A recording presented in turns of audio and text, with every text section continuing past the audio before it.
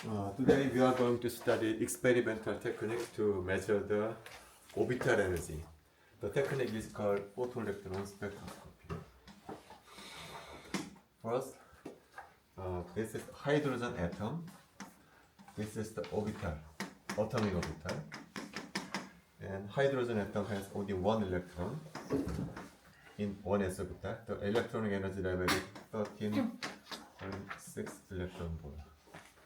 So in photoelectron spectroscopy, we irradiate photon. So the photon hit the electron, and electrons are ejected to the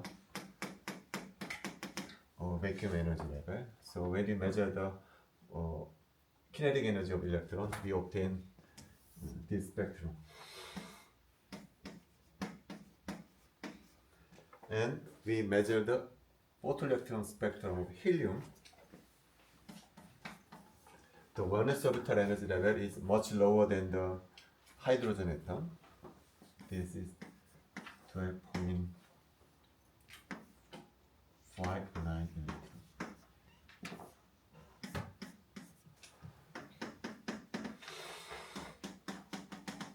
But helium atom has two electrons, but both electrons occupy same orbital, 1s orbital. So even though helium atom has two electrons, when you measure the photoelectron spectrum of helium, we have only one peak. Now I'm going to measure the photoelectron spectrum of H2 molecule. H2 molecule is the molecular orbital are formed by two 1s orbital. Two 1s orbital interact with each other to form molecular orbital. And H2 molecule has also two electrons, just like helium atom. Both atoms occupy bonding orbitals. When you measure the photoelectron spectrum of molecule, you might expect that the peak has only one peak. The energy is 15.5. But actually, you measure the photoelectron spectrum of H2 molecule. H2 molecule has multiple peaks. This is the photoelectron spectrum of H2 molecule. So you might ask, both of hydrogen molecule and helium atom has two electrons, and in both cases, two electrons occupy same orbital. But in helium atom, you obtain only one single peak. But hydrogen molecule, you have multiple peak. What's the difference? Why you obtain different spectrum? This is our main topic. To understand photoelectron spectrum of H2 molecule, we must draw the potential energy curve H2 molecule, which looks like on the right page. So as I said before, this is the electronic configuration, and with this configuration, I can draw potential energy curve.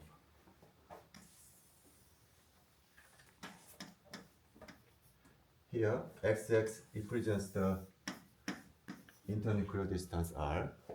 This potential energy curve corresponds to this electronic configuration.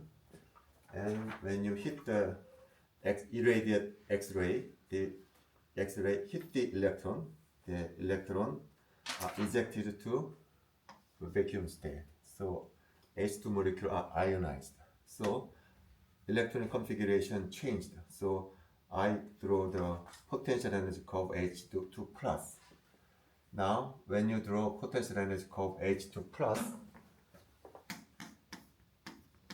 there are 4 points to keep in mind. First, the potential energy curve H2 plus must be above H2. Why? To ionize electron from H2, energy must be supplied. So the energy level of H2 plus is higher than H2. So potential energy curve must be higher than H2. This is the first point. And second point is that the potential curve must shift to the right. Why? The electron in the bonding orbital is ejected. So when H2 is ionized, bond order decrease because electron in bonding orbital is ejected. When bond order decrease, bond strength decrease.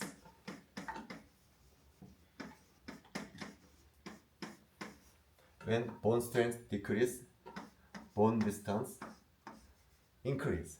So R decrease. So potential curve shift to the right. This is the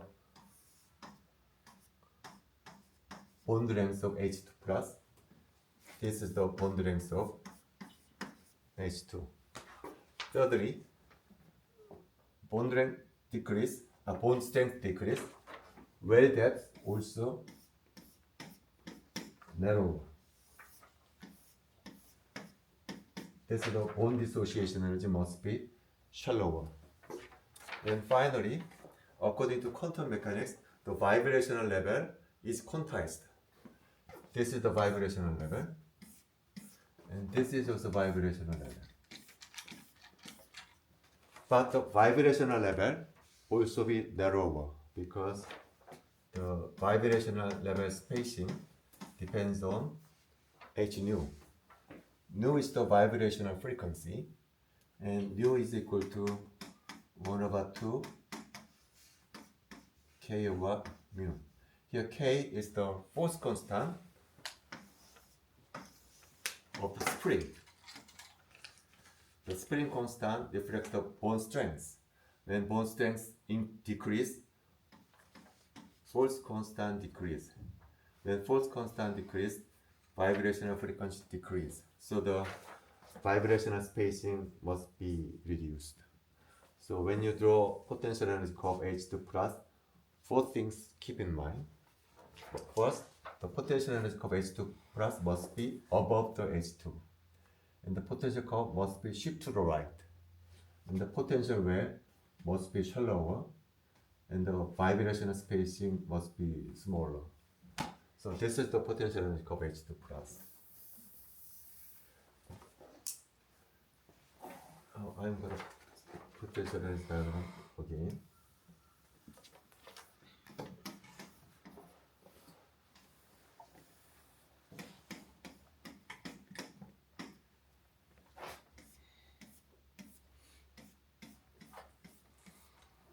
This is V equal 0, V equal 1, and V equal 2. And this is right prime 0, right prime 1, 1, 2.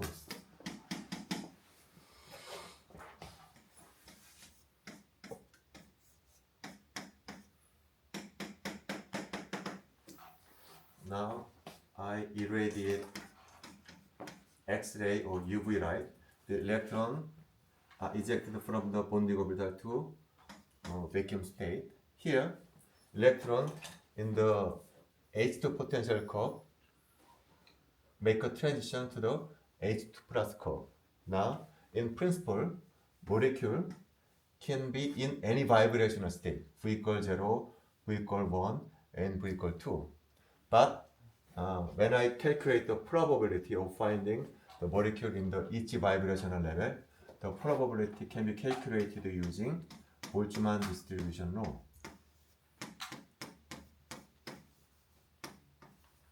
When you're using this formula to calculate the probability of finding molecule in V equal 0 and V equal 1 and V equal 2, practically 100% actually all the molecule in the V equal 0 state. The probability of finding molecule in V equal 1 and V equal 2 is approximately 0% when you calculate using this formula.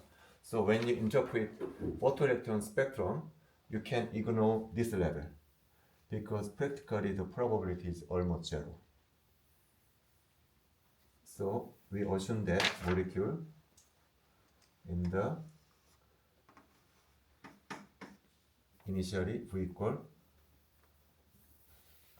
0 state. So when you irradiate light, the molecule in the V equal 0 state make a transition to V equal H2 plus state, but there are many vibrational level, right? So some case in the molecule can go to V prime equal 0 state.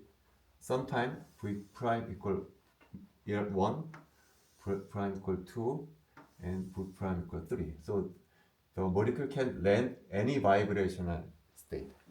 So you can obtain many vibrational P. So when you measure the photoelectron spectrum H2, you can obtain multiple P. So to take an example of with concrete numerical value, so the energy gap between V equal 0 to V prime equal 0 is 3000 unit, and the vibrational spacing between H2 plus vibrational level is 100, and I'm going to use light. Energy is 5000 unit. This is the example. This is the energy of light. This is the energy gap between V equal 0 to V prime equal 0, and the 100 is the vibrational spacing in the H2 plus.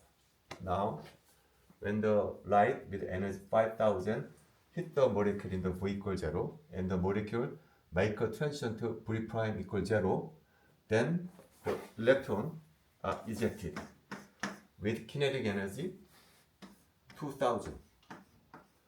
Right? Out of 1000, 5000, only 3000 are used to make a transition from V equal 0 to V prime equal 0. Remaining 2000 are used to carried with kinetic energy. Now, some molecule can make a transition to V prime equal 1 state. Then the kinetic energy is, I'm sorry.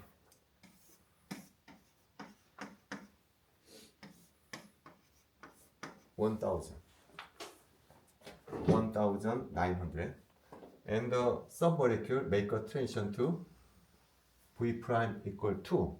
Then the electron with kinetic energy 100, 800, blah blah blah blah. So you can obtain multiple peak. The spacing between two peaks is 100, which is equal to the vibrational spacing in H2 plus. So this is the photoelectron spectrum of H2. So using photoelectron spectrum, you can measure the vibrational spacing in H2 plus. This is the basic principle of H2. Now, up to now, we talk about the peak position of the photoelectron spectrum. Now I'm going to study the peak intensity. Some peak has high intensity, some peak has low intensity. I'm going to talk about the peak intensity. What factor determine the peak intensity? So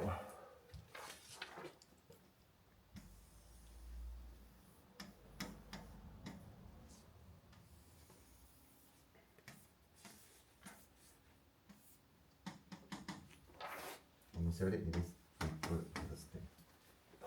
So some peak has high intensity and some peak has low intensity. So I'm going to talk about the highest intensity.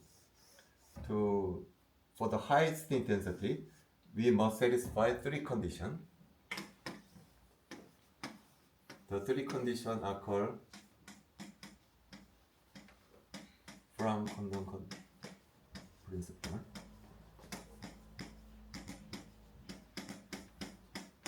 According to Franck-Condon principle, highest peak must satisfy three conditions. The first condition is that in V equals 0, we begin at the center.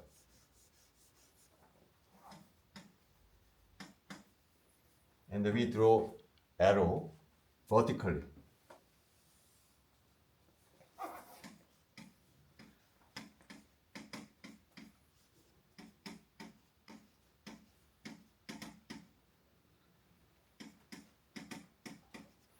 here axis represents internuclear distance r.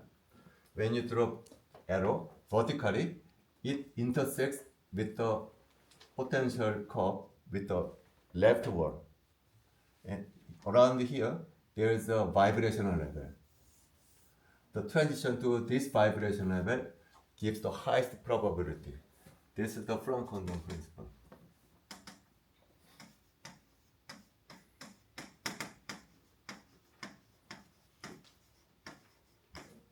So, initially begin in the center.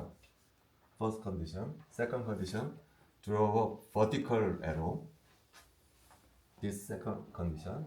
And this arrow meets with the left inner wall. Around this intersection, there's a vibration level. The transition to this vibrational level gives the highest intensity is the Franck-Condon principle. So this transition gives highest intensity. And when we move away from this transition, lower transition or higher transition gives intensity lower. Gradually, intensity gradually lower. So we obtain bell-shaped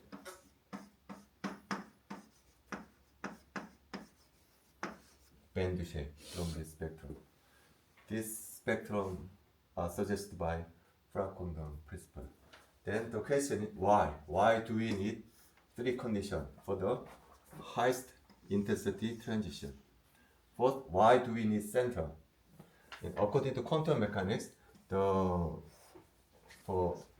harmonic oscillator, the wave function looks like this. For V equals 0 state, the highest intensity occurs at the center. So we start at the center. This is the reason why we should begin at the center, because the wave function looks like this. Now, second, why need vertical transition? Compare this transition with this transition. This transition is called vertical transition. In this graph, axis represents the internuclear distance. Now, this process occurs very fast, 10 to the minus 15 seconds. The electrons are ejected very short time, 10 to the minus 15 seconds. And R is the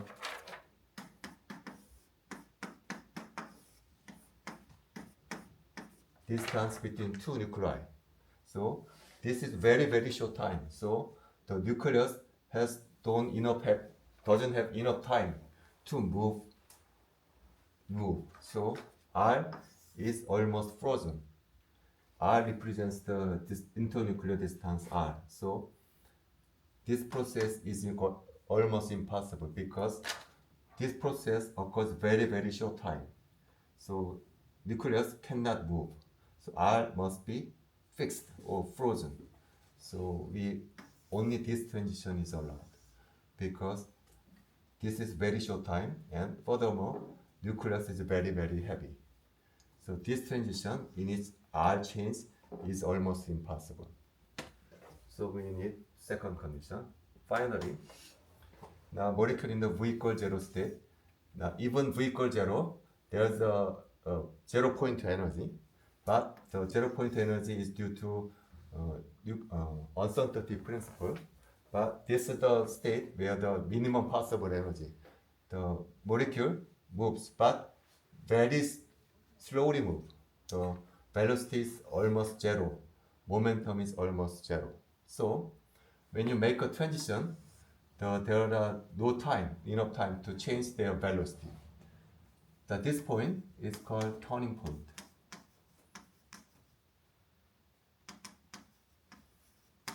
According to classical mechanics, at turning point, the velocity or momentum is zero. So when the molecule make a transition, the velocity must be almost zero. So this is the preferred state. The molecule find itself. At this point, the velocity is almost zero. Not exactly zero, but almost zero, 0 point energy. And make a transition. This state also, the momentum is zero. So this is the preferred state for the harmonic oscillator. So transition to this point is preferred state. So this transition is the most intense transition. This is the reasoning why Frank-Condon principle applies. So this transition is the highest intensity transition, and the lower transition or higher transition intensity decrease gradually. So we obtain bell shape to band shape. Now, for this shape to be obtained, the requirement is that potential curve must shift to the right. Okay, so it means that for this shape to be obtained, the requirement is that potential shape must be shift to the right. Then the question is why potential is shift to the right? Because electron in the bonding orbital is ejected. So it means that when you observe this kind of shape, it means that the orbital is bonding orbital.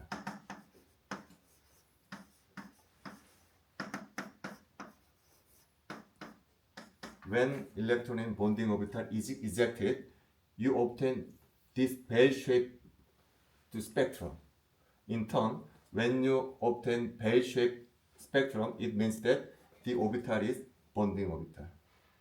Now, what happens when the electrons are ejected from non-bonding orbital? This is the H2. When the electron are ejected from the non-bonding orbital, the potential energy curve are moved vertically.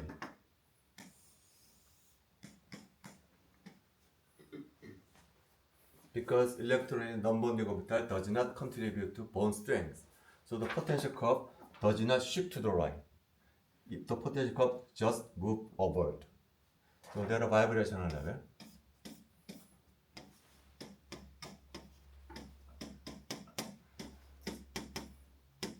Then question is, which transition gives the highest probability?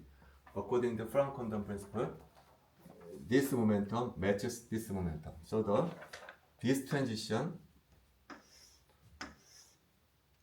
gives the highest probability. So this transition, v equals 0 to v prime equals 0 gives the highest probability, and the v equals 0 to v prime 1 gives small probability. v equals 0, v equals 2, smaller probability. So you obtain this shape. So this is half bell shape. Half of the bell shape is removed. So you obtain this shape for when the electron in the non-bonding orbital is ejected.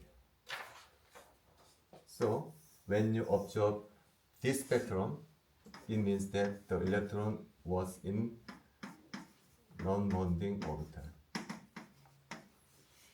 So when you obtain this kind of spectrum, bell shape, it means that the orbital is in the bonding orbital. But when you obtain this spectrum, it means that the electron was in non-bonding orbital. So when you measure the photoelectron spectrum, you can predict the nature of the orbital, non-bonding orbital or bonding orbital. Okay. Now I'm going to use this logic to real-world example, N2 molecular orbital. It is in the following way. In N2, as you know, N2 is the representative example of sp mixing. So 2s orbital interacts with for molecular orbital. But as you know, the sp mixing causes 2s orbital and 2 sigma orbital shift downward due to sp mixing. This is not symmetric. And 3p orbital, pi orbital first, and sigma orbital.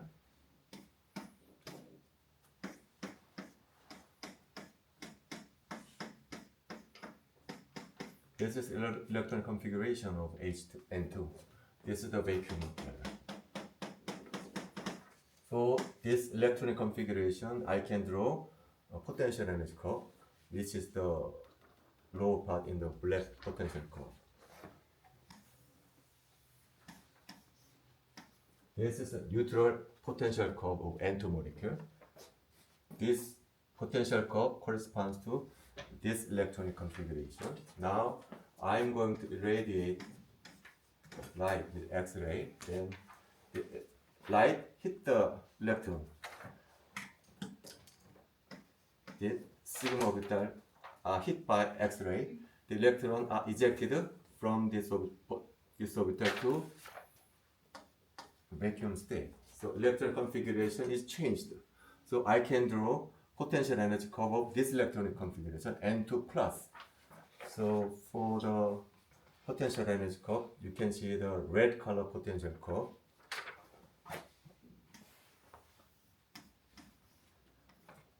This curve represents the potential energy curve for this configuration in which 3 sigma electron is ejected. Now, this X-ray photon hit this electron in the pi orbital. When the electron in the pi orbital are ejected, this electronic configuration produces another potential energy curve, which are green colored potential curve.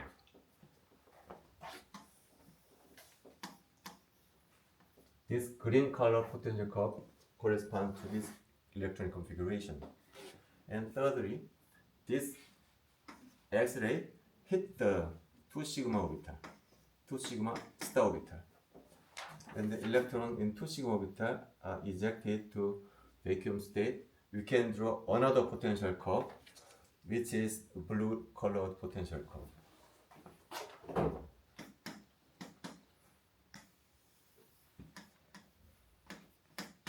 Right?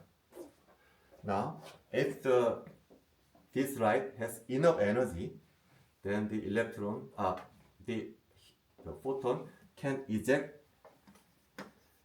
this electron in the orbital. But in this experiment, the photon does not have enough energy. So this photon can eject this orbital, the electron in this orbital. So in this experiment, there are no spectrum shown because this photon don't have enough energy. But if this photon has enough energy, the photon can eject the electron in 2 sigma orbital. But in this case, it is not possible. Okay, so when you measure the photoelectron spectrum, the spectrum looks like this.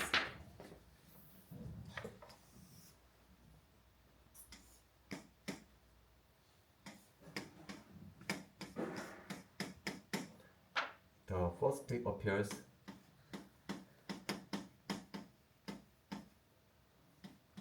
second band appears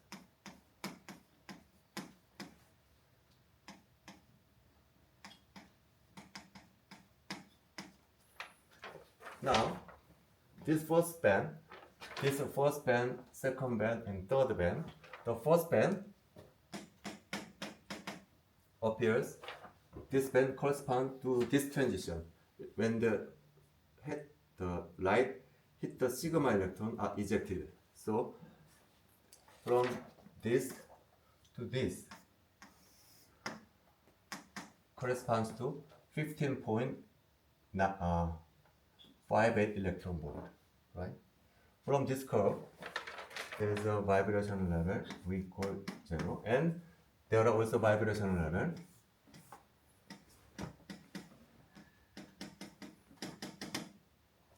So this transition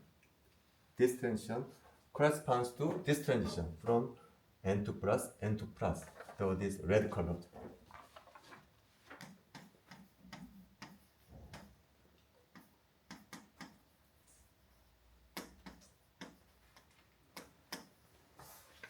So this corresponds to 15.58 electron volt. First peak appears at 15.58 electron volt, means that this energy gap corresponds to 15.58 0.58 electron volt. Now, this band, the second band starts at 16.69 electron volt, means that the energy level gap from this one corresponds to 16.69 electron volt. Okay. Now, there are vibrational spacing here. This spacing is 2150 wave number. This vibrational spacing is 1810. This vibrational spacing is wave number. So first, this one corresponds to this vibrational spacing.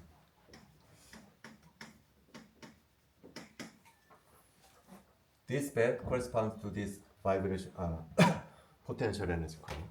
So this energy gap corresponds to the vibrational spacing in N2 plus. Now, this vibrational spacing in N2 molecule cannot be measured by photoelectron spectroscopy. This vibrational spacing are measured by Raman spectroscopy.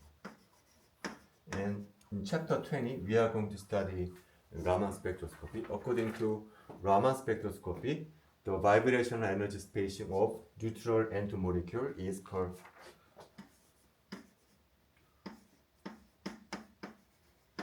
this one. So, when you compare the vibrational spacing of N2 molecule with N2 plus, the vibrational spacing decrease from 2300 wave number to 2100 wave number. Why? Because this curve occurs when the bonding electron are ejected. When the electron in bonding orbital are ejected, bond order decrease. When bond order decrease, bond strength decrease. When bond strength decrease, vibrational frequency decrease, right? So, vibrational frequency decrease. Well, similarly, the vibrational spacing of green colored N2 plus corresponds to 1800 wave number. 1800 wave number, which is further decreased. Why? In this case, the electron in the pi orbital are ejected. The pi orbital is the highest bonding orbital compared to the sigma orbital. So vibrational frequency decreased more. Now, the vibrational spacing of blue color N2 plus is 2390 wave number.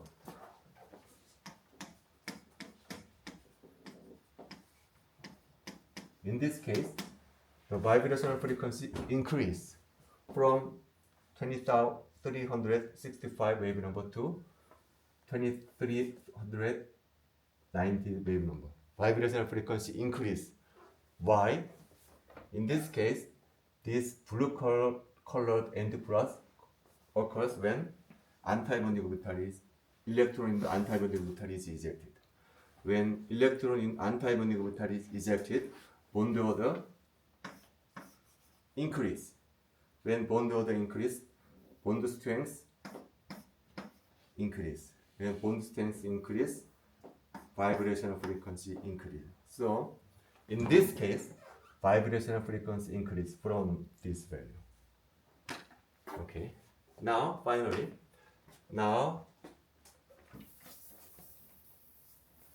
when you take a close look at the band shape is different.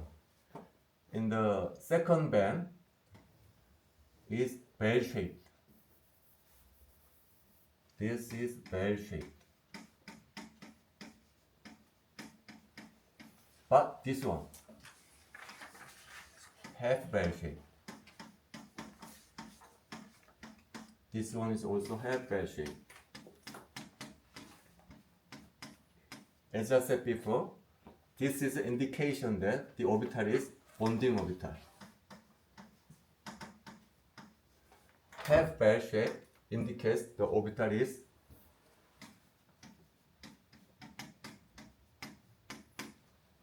non-bonding orbital.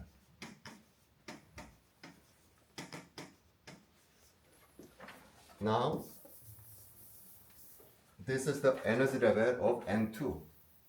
N2 is the representative example of sp mixing. Now, without sp mixing, the energy level looks like this.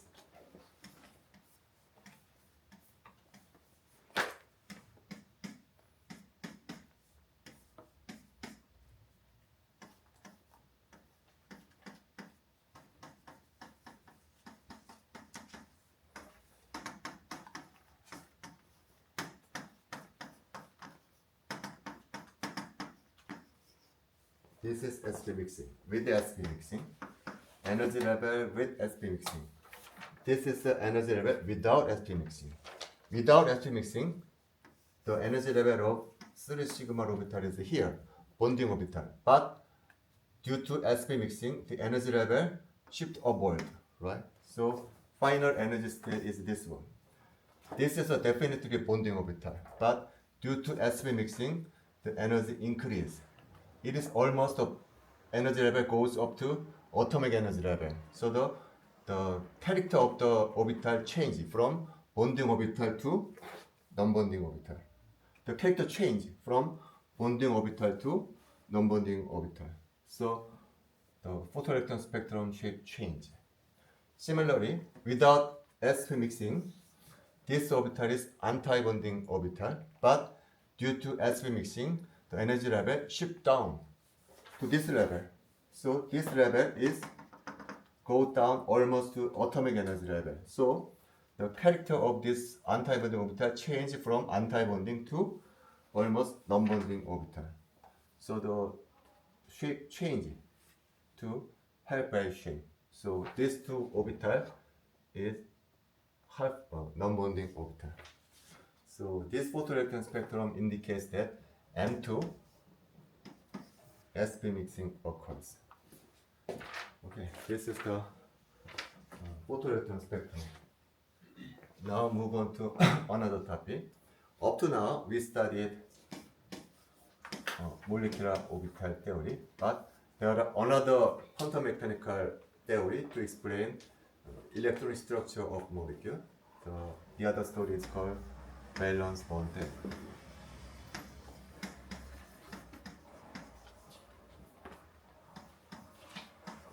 In valence bond theory, simply put, try to describe the Lewis diagram.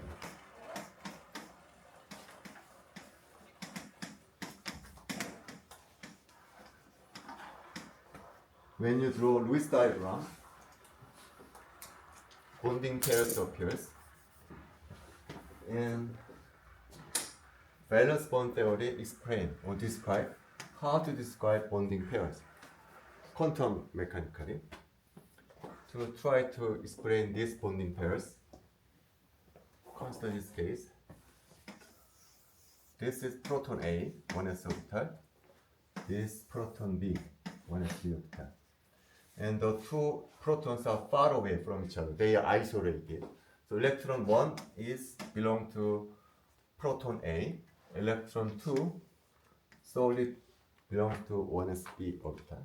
So how do you describe the H2 molecule when two protons are separated or isolated? So wave function may be expressed using this formula. Electron 1 exclusively belongs to 1sa, so, and electron 2 exclusively belongs to p proton. So this is the formula for describing isolated two protons.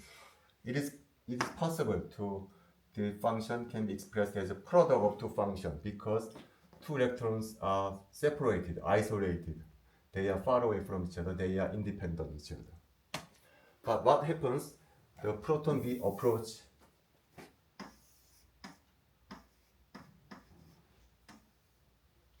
proton A to form a molecule. In this case, electron 1 feels the attraction due to proton B as well as proton A.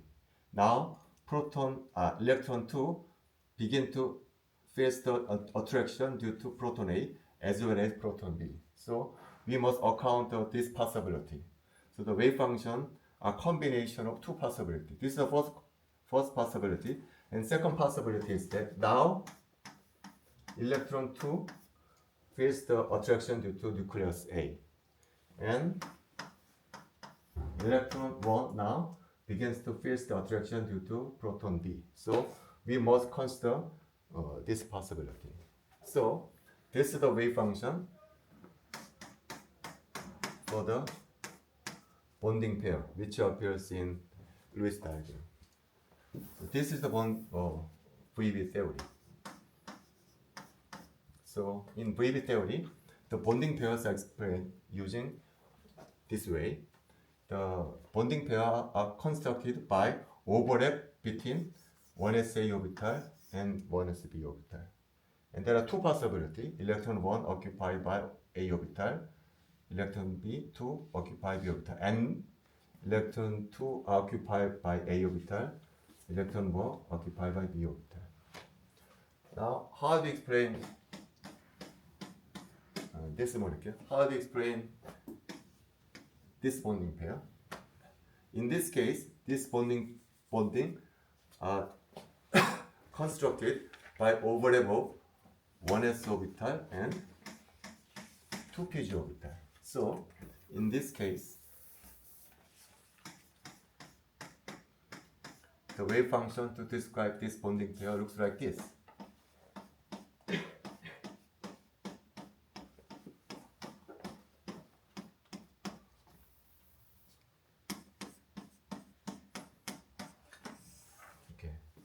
So in this way, when it comes to diatomic molecule, it is very easy to explain bonding pairs using valence bond theory. But when it comes to polyatomic molecule, we got in trouble.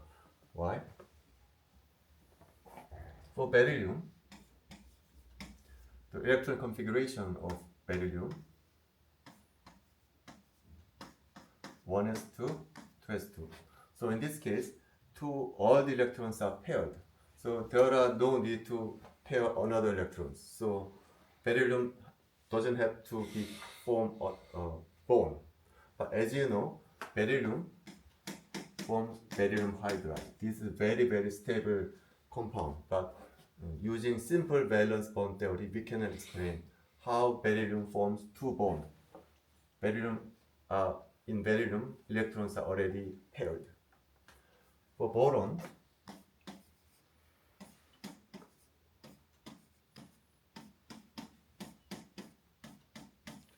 boron has one unpaired electron. So, under simple VB theory, boron only forms one bond because only one unpaired electron exists. But according to experimental observation, boron forms bond with 3 hydrogen atoms. And for methane,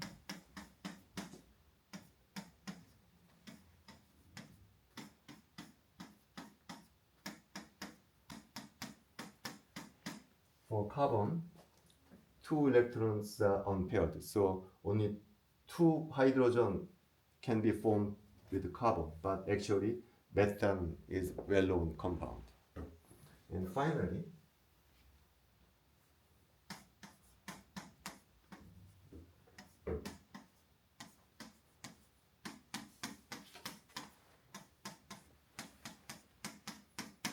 this is electron configuration for nitrogen. So on the simple VB theory, nitrogen can bond with 3 hydrogen. But on the simple VB theory, the bond angle must be 90 degrees. Because these 3 orbitals are perpendicular to each other. So the bond angle must be 90 degrees. But as you know, bond angle of NH3 is not 90 degrees. So geometry cannot be explained using on the simple VB theory. So anyway, when it comes to polyatomic molecule, we cannot explain molecule using simple VB theory. In this situation, Pauling come up with hybrid orbital.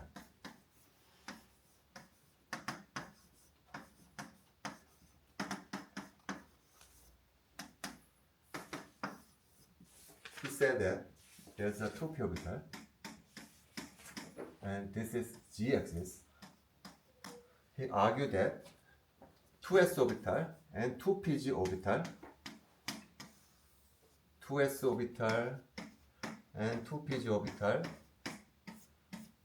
interact with each other to form two new orbital, which is called sp orbital. When the 2s orbital and 2pg orbital interact with each other, 2s plus 2pg, two new orbital are formed. Mathematically speaking, one orbital is 2s plus 2pg, the other is 2s minus 2pg. So when you add 2s plus 2pg, this is 2s orbital. Oi? Oh, I'm sorry. See you next time. Okay, hybrid orbital. Oh.